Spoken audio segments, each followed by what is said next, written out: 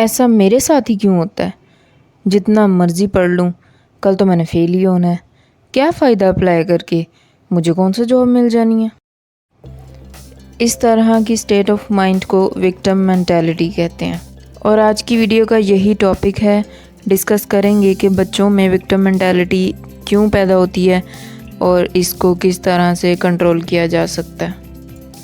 हम पेरेंट्स जाने अनजाने में बच्चों के अंदर विक्टिम मेंटालिटी इन्फ्यूज़ कर रहे होते हैं।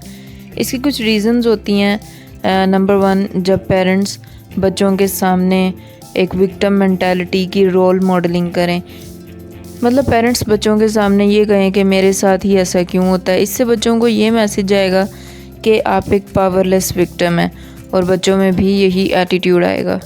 नंबर 2, पेरेंट्स बच्चों के लिए जब सॉरी फील करते हैं, समटाइम्स अपने बच्चों की किसी डिसेबिलिटी या ट्रॉमा के लिए पेरेंट्स सॉरी फील करते हैं, जिससे बच्चे को ये मैसेज जाता है कि वो एक विक्टिम है, वो अपनी ज़िंदगी में कुछ नहीं कर सकता।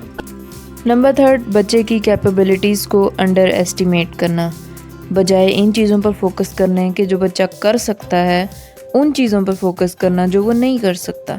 नंबर 4, बच्चे को स्ट्रगल ना करने देना। बच्चों को अननेसेसरी रेस्क्यू देने से बच्चों को ये हम सिखा रहे होते हैं कि हर काम के लिए दूसरों पर डिपेंड करना होता है। जब बच्चे इस बात पर यकीन कर लेते हैं कि हम विक्टिम्स हैं, इसका असर उनकी थिंकिंग और उनके बिहेवियर पर होता है, जिसका रिज़ल्ट ये होता है कि वो इनएक्टिव रहते हैं। कुछ ऐसे क्लूज़ होते हैं कि अगर वो बच्चों में नज़र आएँ तो हमें सोचना चाहिए कि कहीं वो विक्टिम मेंटालिटी का शिकार तो नहीं हो रहे। नंबर 1, बच्चा इस बात पर इंसिस्ट करेगा कि कोई उसे पसंद नहीं करता। वो ये सोचेगा मेरी तो कोई इम्पोर्टेंस ही नहीं है, कोई मेरी बात ही नहीं सुनता, मैं कहीं मैथ्स के टेस्ट में फ़ेल ही ना हो जाऊँ। बच्चा प्रॉब्लम के सॉल्यूशंस को फाइंड आउट करने के बजाय प्रॉब्लम पर ज़्यादा फोकस करता है।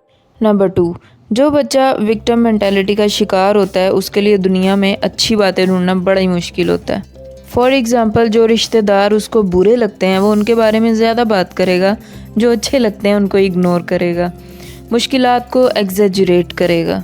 नंबर 3, बच्चा चीज़ों को मिस इंटरप्रीट करता है। उसके साथ कुछ अच्छा होगा तो वो सस्पिशियस हो जाएगा, कोई उसकी तारीफ़ करेगा तो वो ये कहेगा कि नहीं, इसने मेरी तारीफ़ नहीं की, इसने तो मेरा मजाक बनाया। कुछ चीज़ें हैं जो हम कर सकते हैं बच्चों के लिए अच्छा रोल मॉडल बनने के लिए, ताकि वो विक्टिम मेंटालिटी से बचे रहें। नंबर 1, हमेशा पॉजिटिव रहें।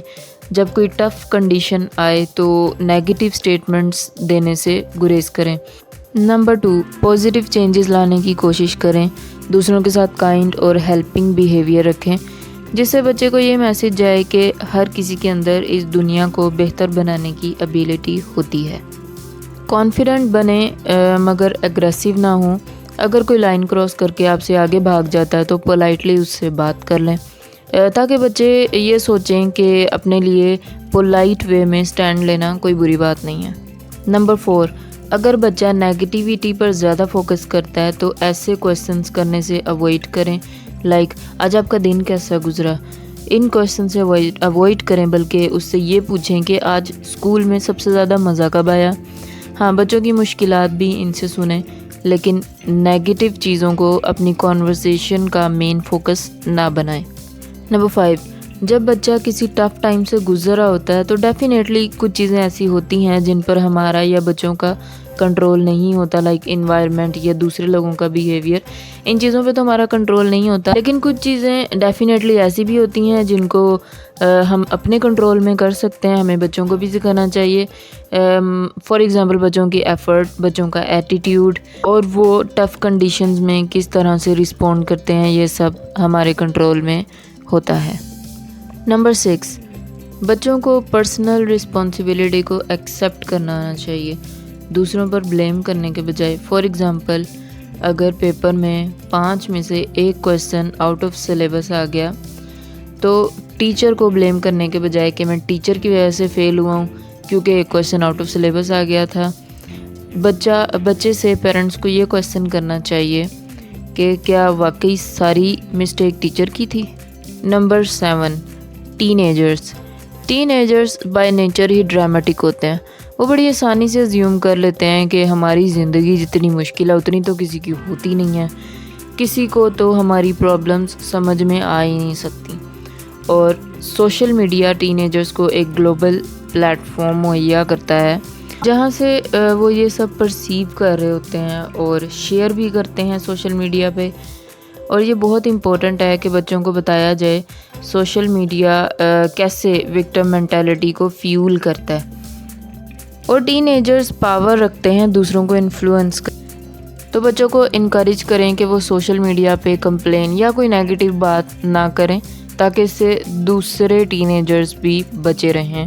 इसके लिए उनको एक हेल्दी वे प्रोवाइड करें जहाँ पे वो अपने इमोशंस या अपनी थॉट्स को शेयर कर सकें, और वो है डायरेक्ट कम्युनिकेशन पेरेंट्स के साथ या किसी भी ट्रस्टेड फैमिली मेम्बर के साथ। बच्चों को खेलने के लिए फ्री टाइम दें। आजकल बच्चों का फ्री टाइम स्ट्रक्चर्ड एक्टिविटीज़ में गुजर जाता है जिसमें अडल्ट्स इन्वॉल्व होते हैं। इससे क्या होता है कि बच्चे निगोशिएट करना, रूल्स को क्रिएट करना और as a group social norms को फॉलो करना सीख नहीं पाते। बच्चों के छोटे मोटे कॉन्फ्लिक्ट्स में भी अगर अडल्ट ये डिसाइड करे कि कौन ठीक है कौन गलत है, तो बच्चे ये सीखेंगे कि हमें अपनी जंग लड़ने के लिए दूसरों की ज़रूरत पड़ेगी। जो कॉन्फ्लिक्ट्स बच्चे खुद रिसॉल्व करने की एबिलिटी रखते हैं, इनमें इन्वॉल्व ना हो। नंबर 9, बच्चों को अपनी चॉइसेस को रिकॉग्नाइज करना सिखाएं। छोटे बच्चों को जब भी पॉसिबल हो ऑप्शंस दें। फॉर एग्जांपल, रेड शर्ट पहननी है या ब्लू शर्ट पहननी है, ब्लॉक्स के साथ खेलना है या डॉल के साथ खेलना है। बच्चों को ऑप्शंस देने से बच्चे इन बातों पर फोकस करना सीखते हैं जो वो कर सकते हैं, और उन बातों से फोकस कम करेंगे जो वो नहीं कर सकते।